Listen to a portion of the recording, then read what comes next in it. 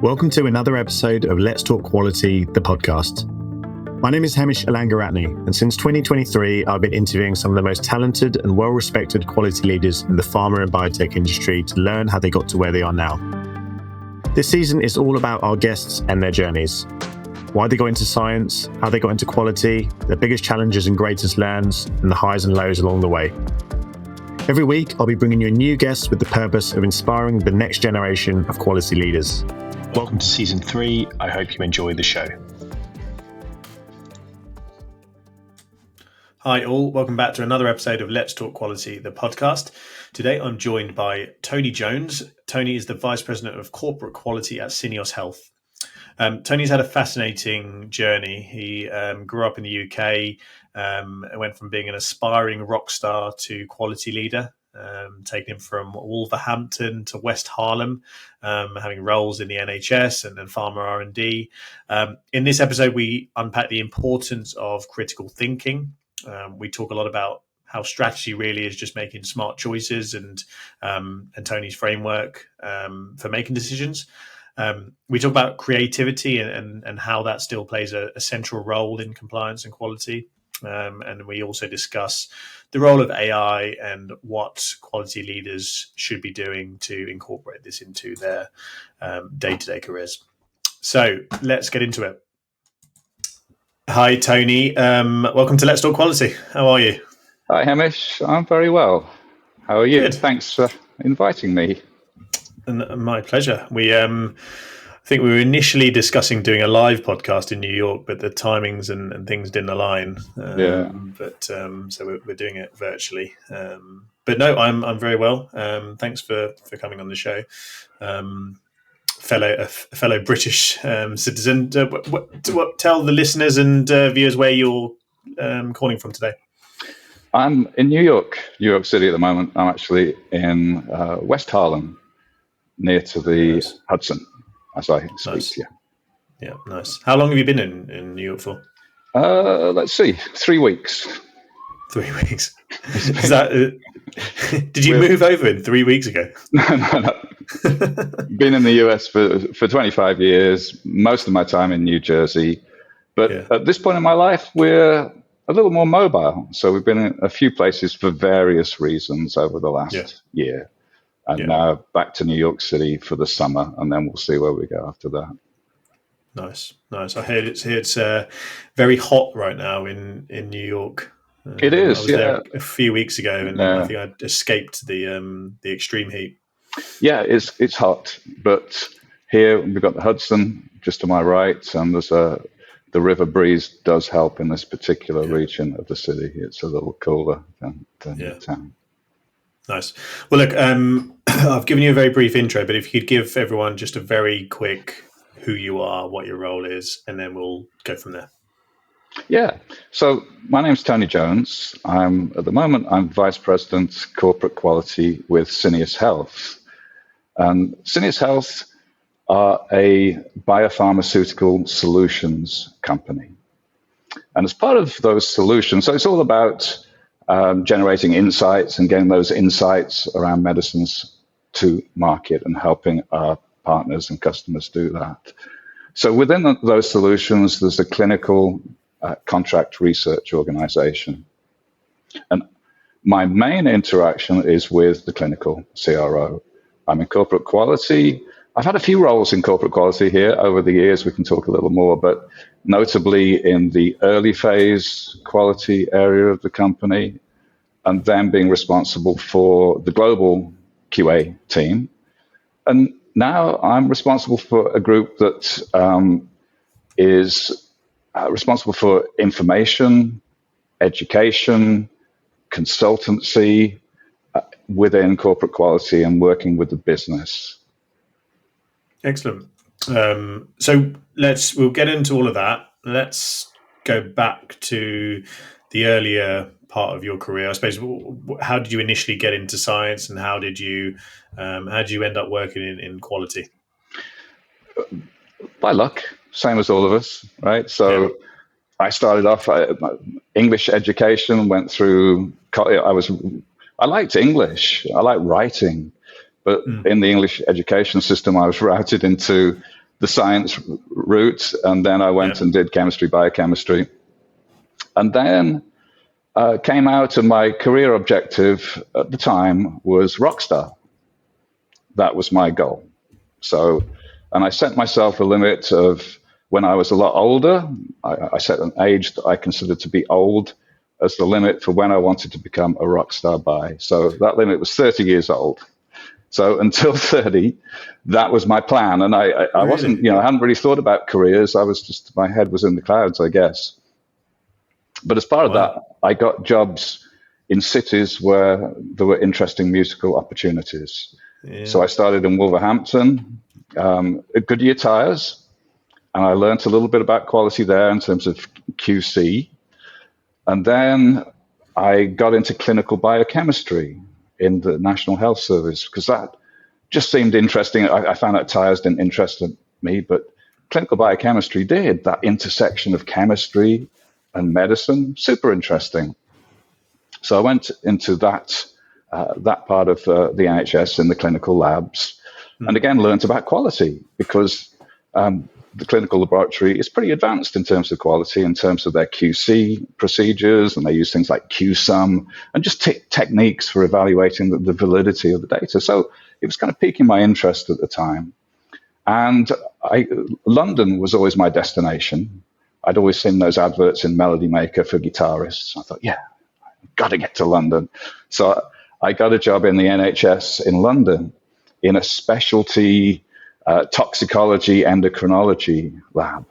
So really started to get into immunoassay, gas chromatography, mass spectrometry. And that again, is really interesting. It's kind of like a little puzzle to solve. So I was in the NHS, and then I decided that the NHS is a great institution. I thoroughly respect it and the quality of the people there, but it's just a little staid. Things don't change too fast. And so I found an opportunity with Beecham Products, which they have a research center outside of London. And of course, this became, ultimately, I think it's Haleon now, but it became GSK, and then I think it's now Haleon. Yeah. So I went into their research center, my first sort of entry into pharma, and started to learn about biopharmaceutics, the influence of dosage form design on the pharmacokinetics of drugs. Again, that piqued my interest. And at some point, by the way, the 30-year-old, age deadline passed. I was going to ask, were you doing like gigs on what? So was it electric guitar? Was that what you played? Or I was you sing? A guitarist. You don't want to hear me sing, Hemish. That's not what I do. But I like to play guitar, and I always love playing it. I still do. I still love to play guitar. So that passed. No rock stardom. That's another podcast. I won't bore your listeners with that one. But so I ended up in what became SmithKline Beecham, and from there, the whole science thing excited me. Pharmacokinetics, which is all about data quality and modeling. That's really interesting, and it's sort of the basis of drug action.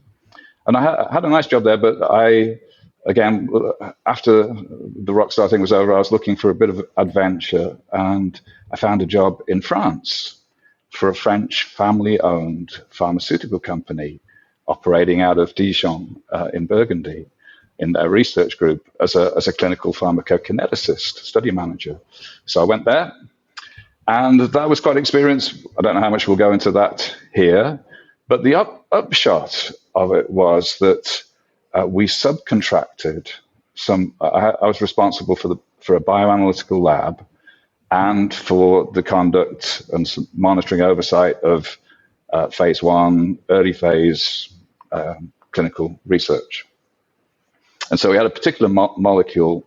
We subcontracted the work for that molecule to a small startup lab in New Jersey called Taylor Technology. And so subcontracted the work, and we were getting some strange results. Things didn't quite look right. So they said, okay, Tony, you go over and have a look at this. And they sent me with the clinical QA person. I was obviously in operations at the time. And as usual at that company, there were always fires burning And the clinical QA person couldn't come. She had to go to some other fire that was burning. Yeah. Just left me to go to New Jersey, got to this lab, and I looked in detail at their data. I always like data, looking at it, making patterns out of it, what's going on.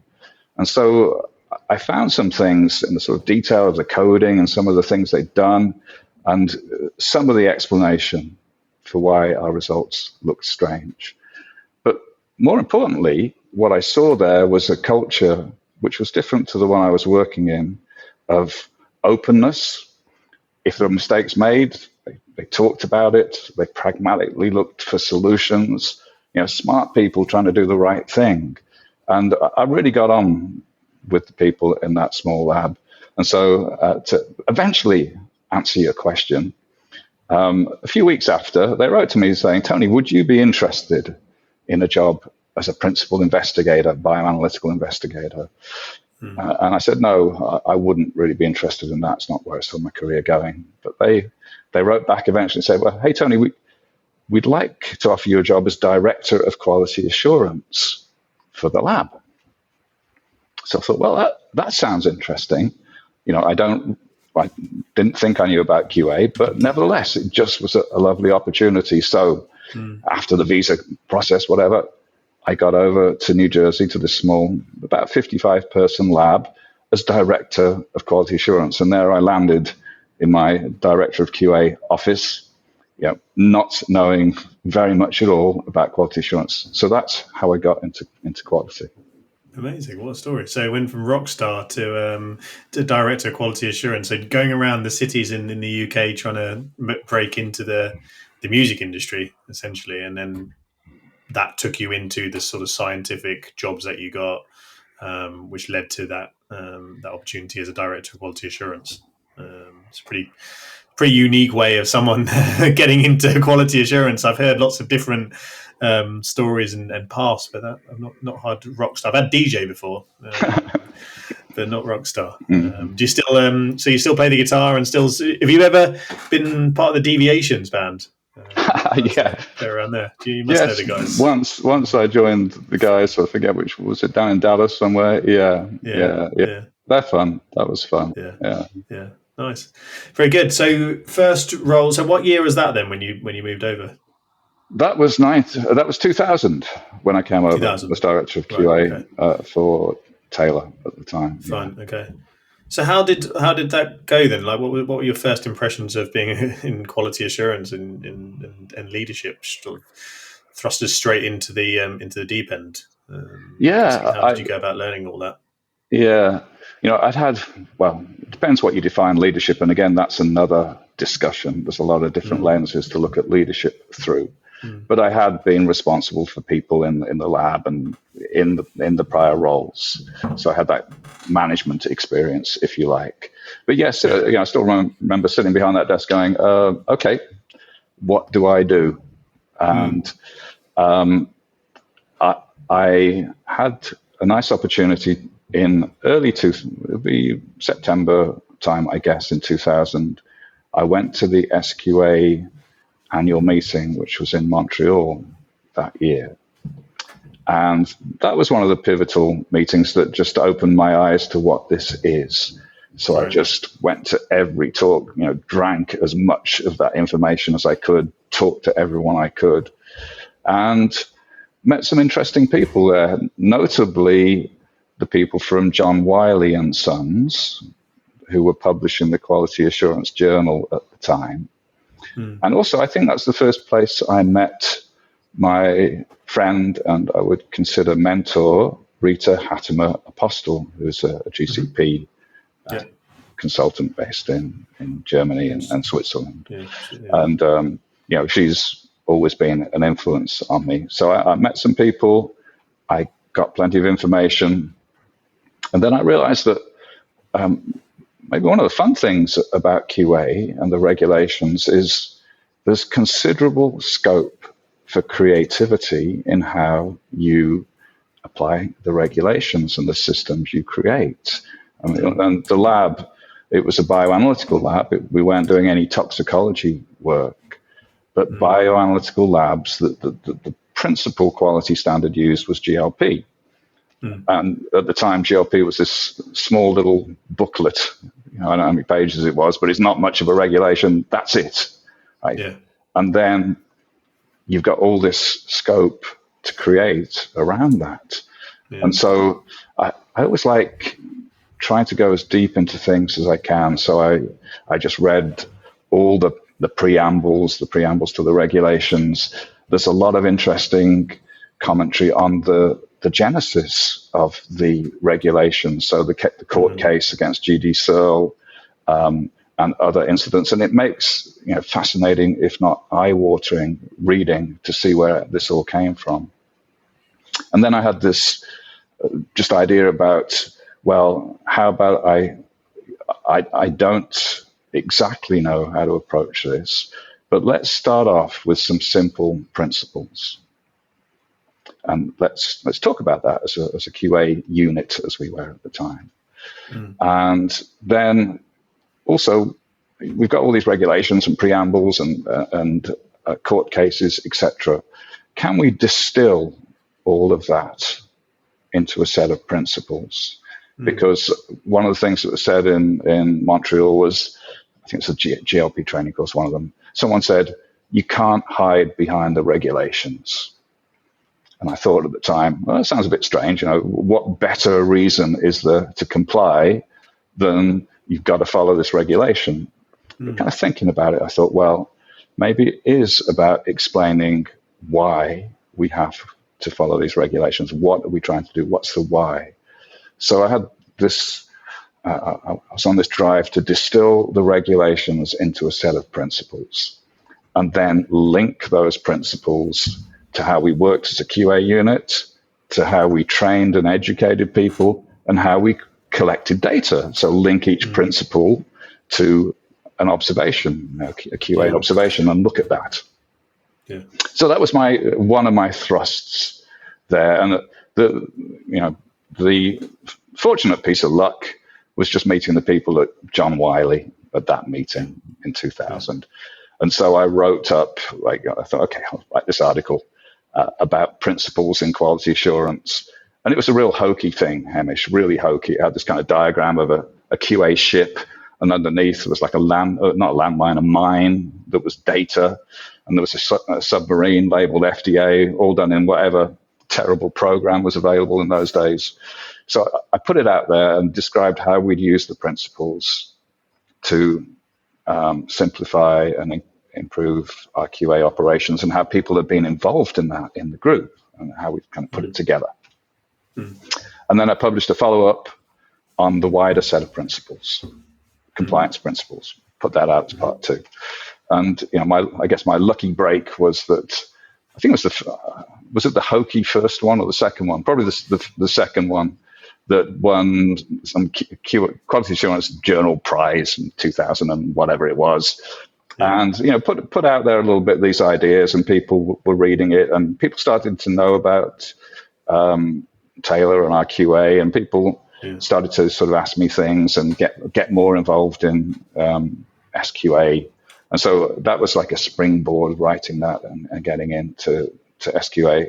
And then I guess to maybe your question about how to approach this, it was really going in depth and then trying to simplify, and then applying simplification to our work and looking to involve everyone. I mean, the people at Taylor, by the way, super, really good people, and so much talent, and just identifying who was interested in which bit of this would be interesting for someone. So yeah, that was the initial approach, at least. Yeah, and that's a real, you've been really proactive there, by the sounds of it. Could you talk a bit more about the principles then? That is that, if you were to, I suppose, I don't know if it's possible to kind of summarize, I guess, what the principles are, how you came up with them, and like what the longevity of those principles have they sort of lasted through the test of time?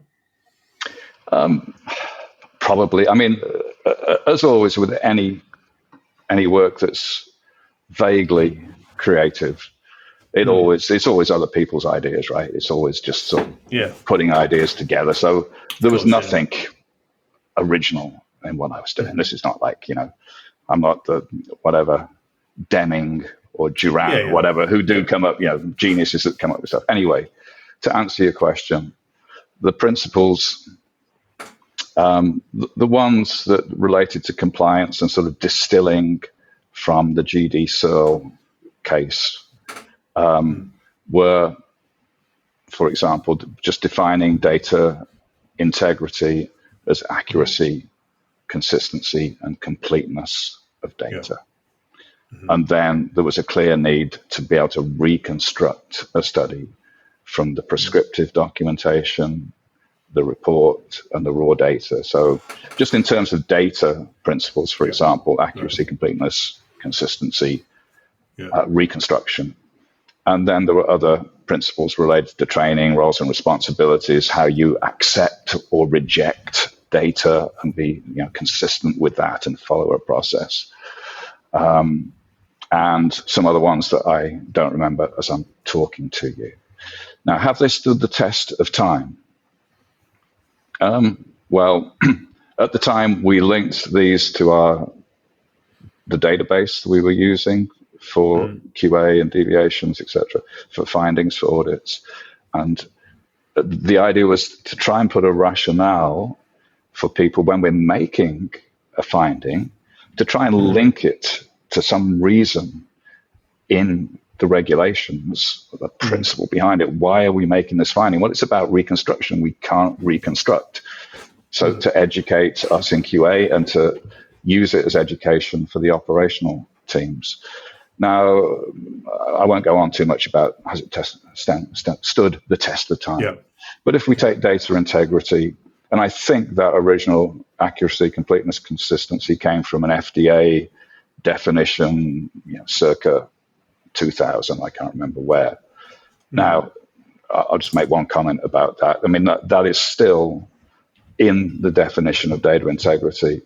Now we have this thing, Alcoa, if you're familiar with that, which now has a kind of remix. They've remixed it as Alcoa Plus, and there's this whole kind of alphabet soup behind it, which is still the same thing, a lot of it, as accuracy, completeness, and consistency. For example, that Alcoa, and I can never remember it. I don't think it follows good acronym practices, by the way. There's 2 A's in it, and I don't think it's very helpful, Alcoa, generally. But for example, if you talk about legibility, why do things have to be legible? Well, actually, it's because they need to be accurate. Why do they need to be contemporaneous? Well, it's not just because you want to do it on time. It's because the longer you wait, the less accurate the data are. So there's still those, I think the principles have stood the test of time. They're not my principles. They're just the general principles behind, GLP at the time. I was looking at them. Yeah. So let's then let's take it back to when you at this point in your career. Then at this point in time, did you have an idea of which direction you wanted to sort of take your career? Was it kind of clear to you that you wanted to progress down the leadership route and grow quality teams and stay in quality, or was it sort of a blurry path at this stage? Blur is quite a good word. I mean, let's talk about a couple of elements, maybe in terms of what was interesting me at the time, and then leadership. Remind me, Hemish, if I forget the second part of this, or if I go on too long. And by the way, use your podcast host privilege to cut me off at any point, right? What was interesting and exciting me at the time was writing. Yeah, I like writing. I like anything that's like building a concept, putting it together, like saying, okay, this is an idea. What do you think of it? And the relationship with the QA journal, Quality Assurance Journal, had grown over the years. And, here's something that is missing from our GXP quality area, I feel, which is a good international journal that we publish in as a profession. I think there are journals, and I must admit, I'm not too familiar with the current journal landscape, but I don't think there's ever been anything quite like the Quality Assurance Journal, which was, I don't know how you would call it, a sort of scientific journal for quality assurance people. And that's something our profession is missing. But it was something, and because I like writing, and because Rita and I became friends, and we worked on various things over the years, but we became we became co-editors of the journal, and it was clear that there's no incentive for quality people to write. It's not like academics who need to write to get their whatever score on the academic ladder and their grants, etc. There was no real motivation. People weren't getting paid for writing. So it's very difficult to get content. But at the same time, I do feel as a profession, it's something we need, some form of medium for people to express ideas and to write papers. And there's some very good papers in that Quality Assurance Journal, by the way. So at the time, I was that whole idea of writing, being involved in SQA, and then just using the ideas that I learnt about, bringing them back, working with the team at Taylor. Taylor was, there's been 6 companies between that little startup and where I am now. So there was a lot of acquisition and mergers and things going on through all this time. The other thing I liked was training. I feel very strongly about education, and I like thinking about how, because I like learning myself and thinking about, well, how do you learn? How do we help other people learn? What media can we use? And so I was concentrating on that as well, both for QA and for the operational people there. And we did all sorts of, we had all sorts of ideas about how to train with various props and whatever. I won't go into that too much here either. So that was like two prongs of what I was enjoying. In terms of leadership, I guess a piece I've always enjoyed is thinking about strategy. And I remember back in England, there was some British Management Institute meeting in London I used to go to, and the guys there would tell me about strategy, and this is how read Henry Mintzberg and stuff like this, and I did, and I thought, that's great. This is all about how to do the right thing. How do you choose that? That's strategy. And then I learnt about Roger Martin's ideas on strategy, by the way, which I would recommend to anyone. It's very simple, about making choices. Strategy is about choice. So that was the bit maybe in leadership that appealed to me. Can I help build a strategy? And then, where do we want to play? Where don't we want to play? What capabilities do we need to meet the needs of where we want to play? And then who, and my colleagues and my team, who is best placed, who's interested in that particular capability or need? So that kind of thinking about strategy and painting a vision and sort of undermining, that's the wrong word, underpinning with principles. All that stuff just interested me. It was never, I never really had this idea about leadership, and still don't really. I just like to gravitate towards the things that interest me, and like the sort of sharing of those things and education that come along with it. What are talking about strategy then? How do you go about, because your path, in quality, typically people go from sort of a manager to a director to a vice president to a senior vice president or head of quality, whatever it may be. And as you, generally speaking, as you get bigger roles, your role becomes more strategic as opposed to tactical and executing. How do you start becoming or thinking more strategically, or thinking like a leader as part of from a strategic perspective, rather than sort of just on the tools day in day out? That's obviously not something that happens overnight, but you mentioned there, you're into reading and learning and development and that sort of things. Like what goes into becoming better at deciding on strategy and making choices and decisions? That's a big question, Hemish. Yes, A it lot of is big a big questions question. there. And Yeah. to answer the strategy one, I would really just repeat out of everything I read on strategy, which isn't a huge deal. I didn't do a great deal of reading in the way an academic would read on strategy, but I did read Mintzberg, and then of course some of those Japanese classics like Book of Five Rings. That's kind of an interesting lens on strategy, and a lot of thinking. It's also music as well, right? A lot of it's around how do you get that overall impact and effect with the least effort, but the least effort to make the biggest impact. So I was thinking about that. And in terms of just practical advice, I'll restate the fact that I like Roger Martin. And he wrote a book, and I'm trying to think what it's called. But if you just search up, we can put it as a link or whatever, search up Roger Martin's ideas on strategy, you see the basic playbook for his idea of strategy as choice. And I think that's very simple, very easily understandable, and very practically usable for anyone trying to define strategy. Just choose where you're going to play, what you're not going to play, what I just said, right?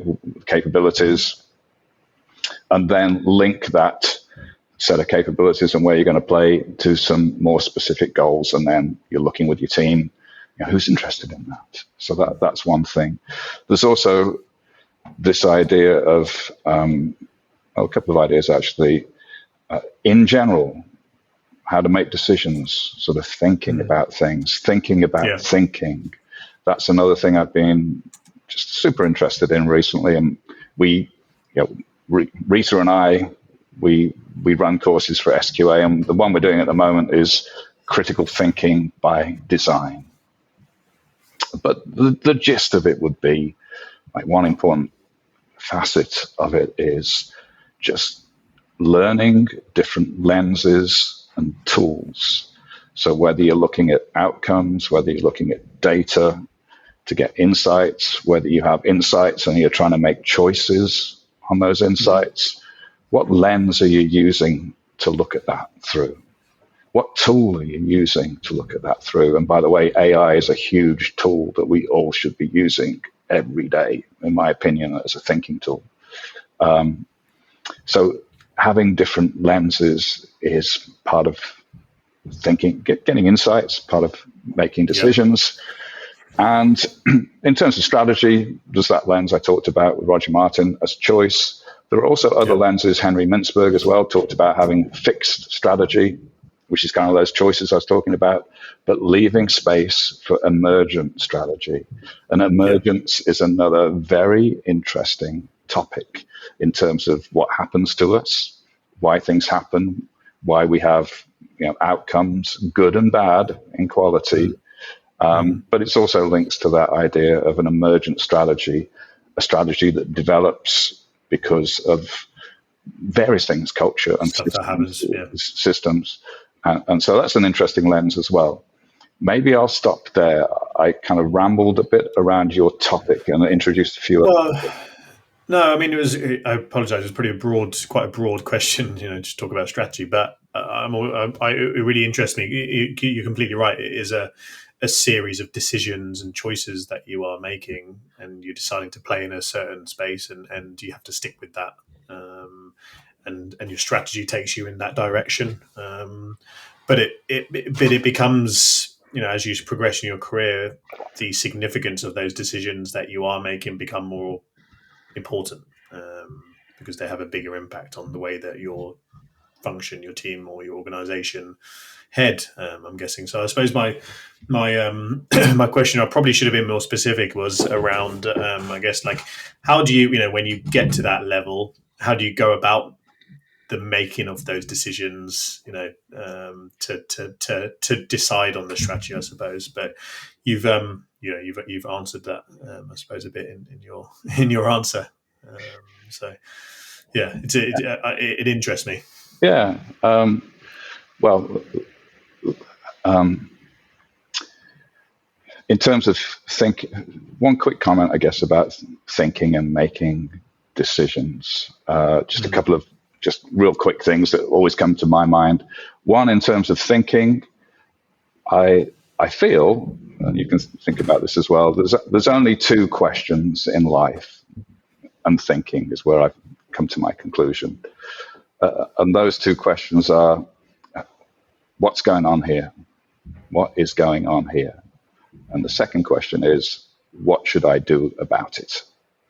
And so critical thinking is all about, well, first, how do you think about what is going on here? What happened? What data do we have?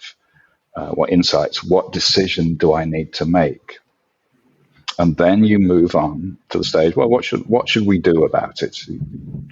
Now, I notice in myself and others, there's always an urge to skip the first question and get straight to what should we do about it. But the advice of lots of wise people, including Einstein, and I don't know who else, talked about if I had an hour to solve a problem, I would take whatever it is, 55 minutes to understand the problem.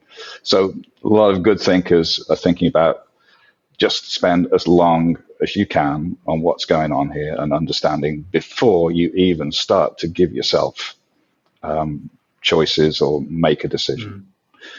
Now, the step before that is to just double check that whatever you're thinking about in the first place has actually got any value. How important is this? Do I even need to spend and understand it? That's another thing. But when you get to the point of making a decision, again, I'm no great guru on this. One of the books I enjoyed, I don't know if you read any of the Heath brothers books, Dan and Chip Heath, they write these very readable kind of pop books, I would call them, on various topics. And they wrote a book called Decisive. And they give a framework, a lens for looking at decisions. They call it the RAP lens, like widen your choices, something like that. I forget the acronym name. But one thing they said is that, teenagers and executives like either or decisions. If I'm going to do this, I'm going to go out tonight, or I'm going to stay in my room, that kind of thing, or in an executive level. And I find that true for me, and I see it. So one of the very first things in decision making, I feel, is to broaden your set of options. It's not binary decisions are always bad decisions, or very often. So broadening options. And then there are other decision-making lenses, and I would encourage everyone to look at those lenses, read about them, think about them, and then try and apply them. Maybe I'll stop there in terms of strategy. One thing I always thought about and that sort of trained on for a little while was Tiger Woods' golf swing. Now, you're probably thinking I'm going a little off track here, and I probably am. But I thought there were a lot of facets of Tiger's swing that illustrate, how we have a personal strategy. So it's all about having a good grip on things, right, with his feet. So your grip, maybe your principles that you believe in, having a clear idea of your purpose, what you think that is, getting a good grip. And then it's generating attention. So he's pulling back the club at the same time as he's sort of pushing forward his hips. It generates this tension. So pulling back means like reading, understanding, learning, these important but not urgent things. You pull back, you create this tension. At the same time, you set goals, you push forward. These are what I want to achieve. You create that creative sort of tension, and then you engage. But it's not like pushing or forcing. It's like a continuous process of reinforcing your grip on things, pulling back those important, not urgent, and then waiting, setting goals, and then waiting for the opportunity, and then release. And it's kind of like that emergent strategy I was talking about. Yeah.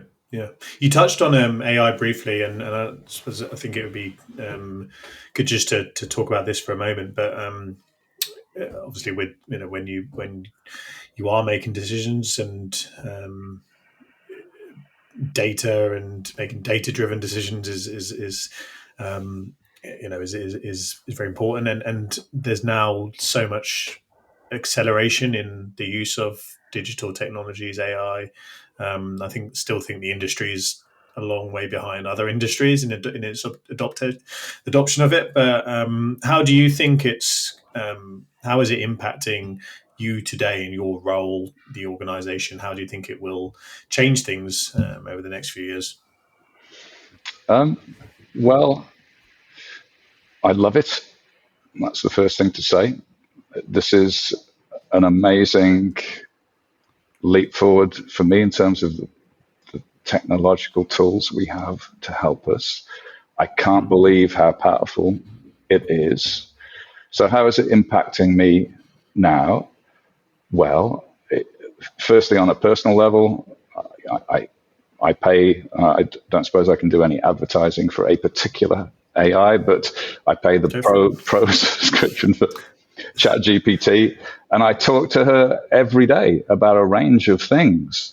And having a dialogue with the AI is just a really powerful way of talking through whatever it might be in your life. Yeah.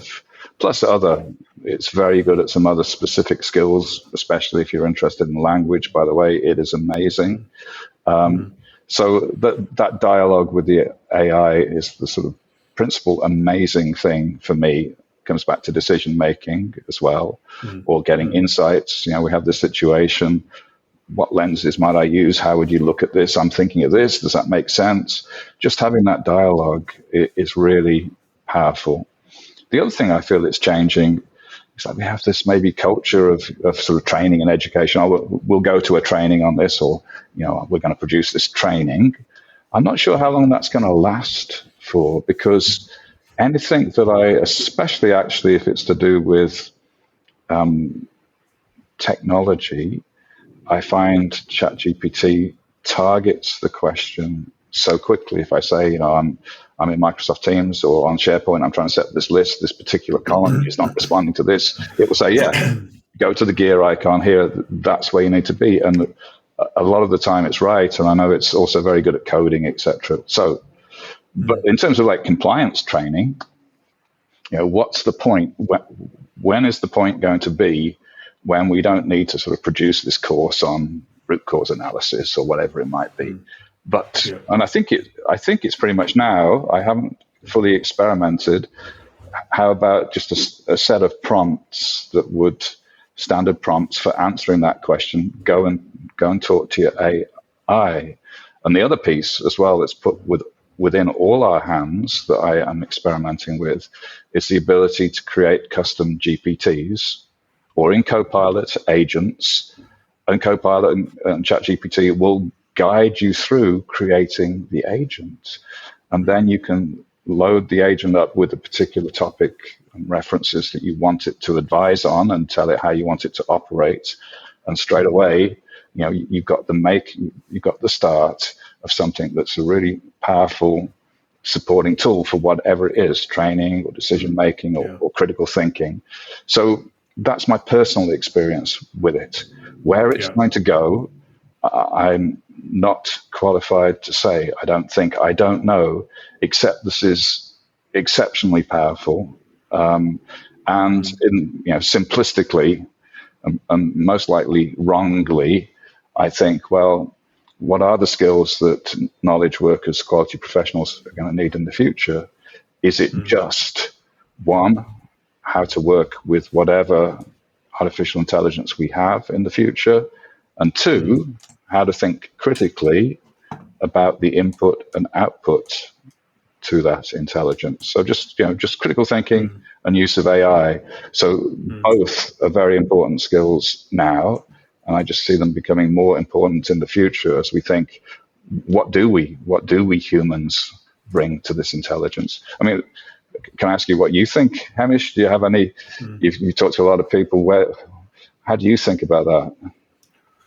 Well, yeah, I mean, I'm similar to you. I use ChatGPT. I use various different AI tools on a daily basis. I use the paid subscription like you do, Mm. and the fact that it remembers, its memory and what it, you can speak to about something that you may have fed into it a year ago, and it can recall that in Mm. detail, or Mm. provide context to whatever situation you're in now is incredible. And I think you can use it in different tools. I mean, I'm really interested, I suppose, from a quality lens in what particular tasks that are done by humans today can be automated in the future and be done by whether it's ChatGPT or a different AI mechanism Mm-hmm. or digital tool.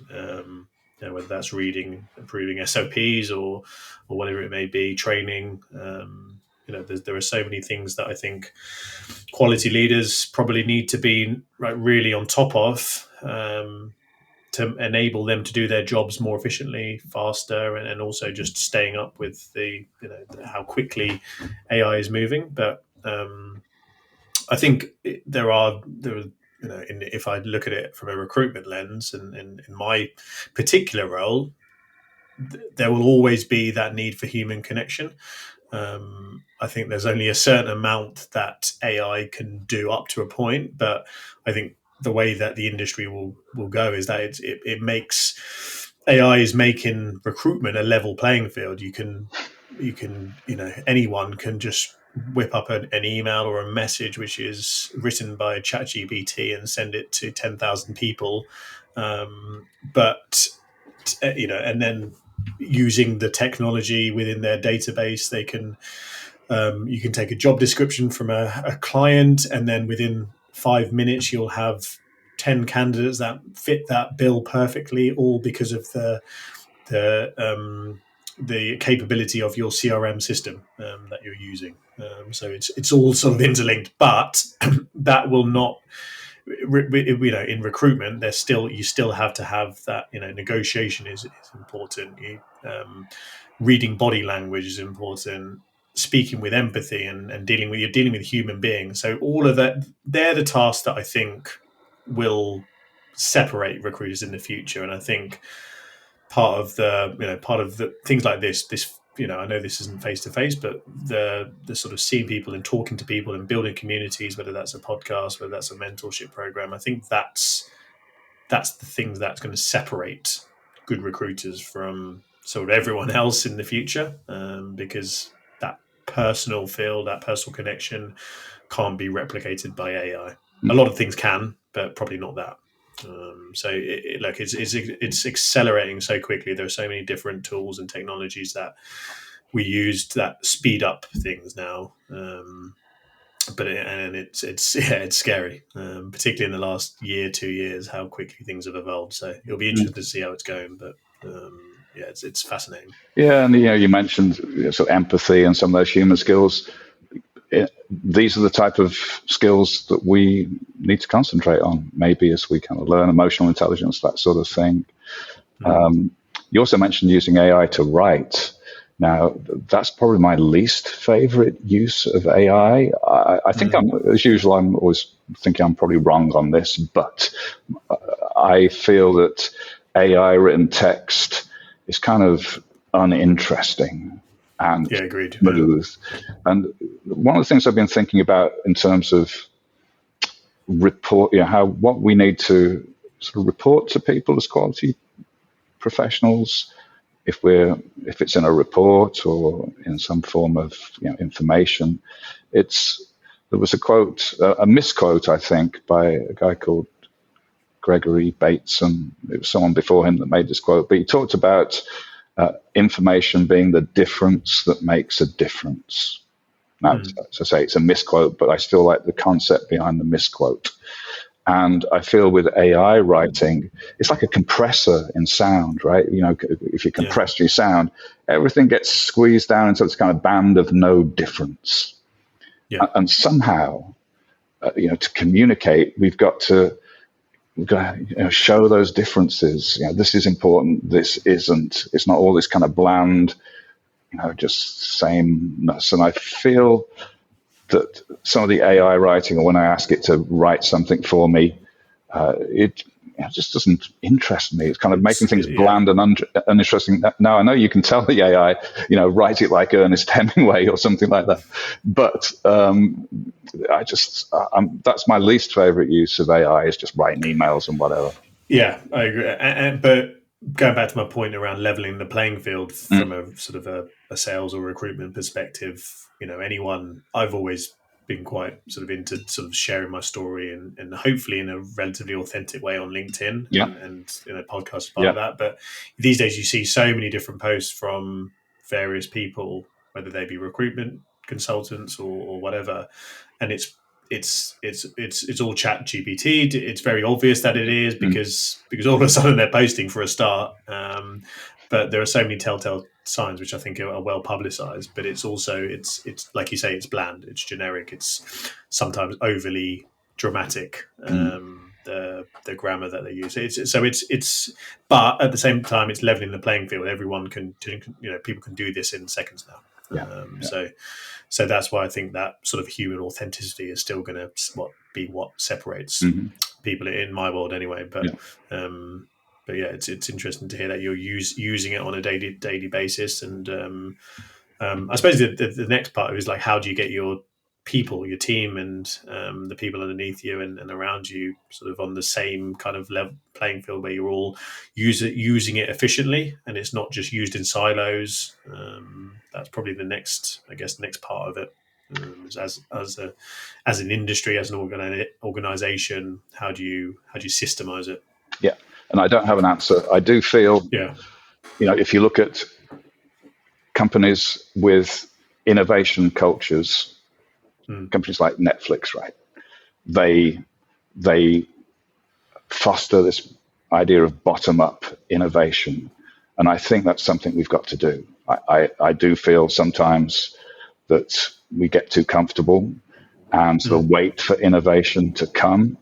I think it's imperative for all of us to be just experimenting with this, building things, trying it out.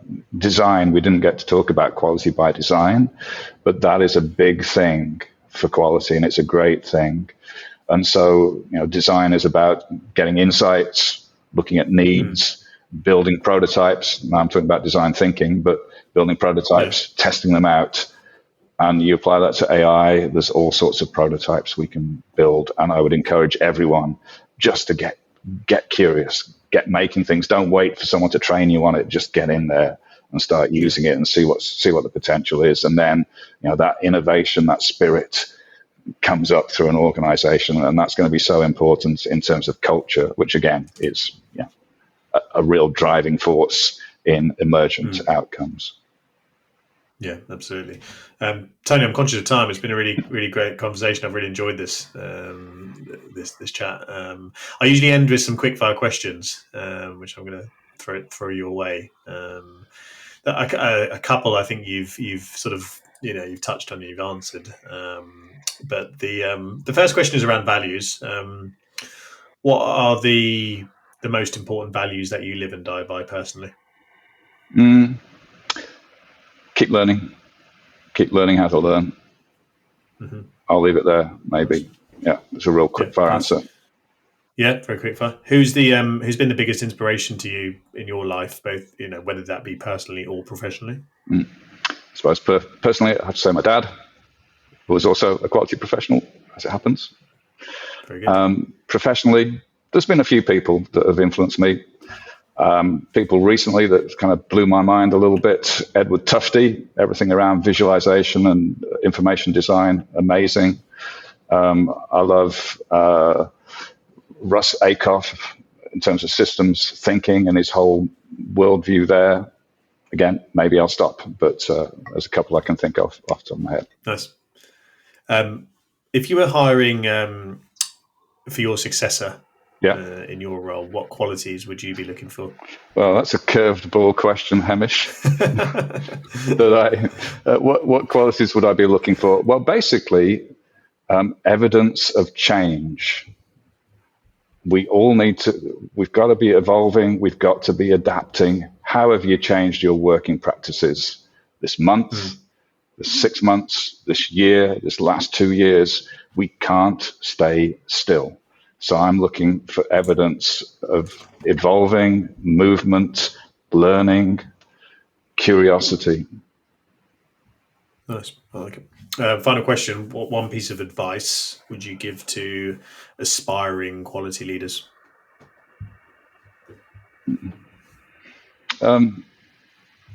Take a long walk in the morning and see what happens. You'd be surprised what connections happen in your mind. Read lots, learn lots, and then leave yourself some time for reflective thought would be my advice. Before we go, Hemish, by the way, I did want to say how much I admire you for making this podcast, for getting out there and doing it, for doing something that's human, that connects people. I think it's great. I've thought about podcasts. I've never done it. So I very much admire the fact you're out there doing it. It's a great idea. And thank you again for inviting me. Well, that's very kind of you to say, Tony. I really appreciate that.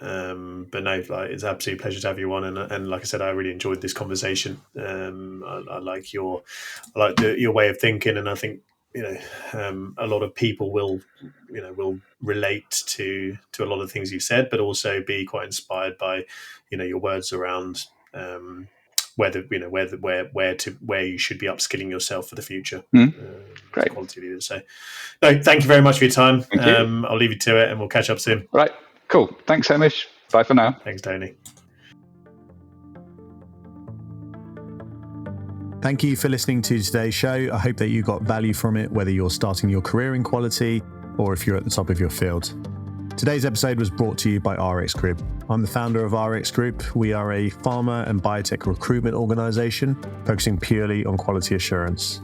We recruit consultants and senior level permanent quality professionals into the pharma and biotech industry.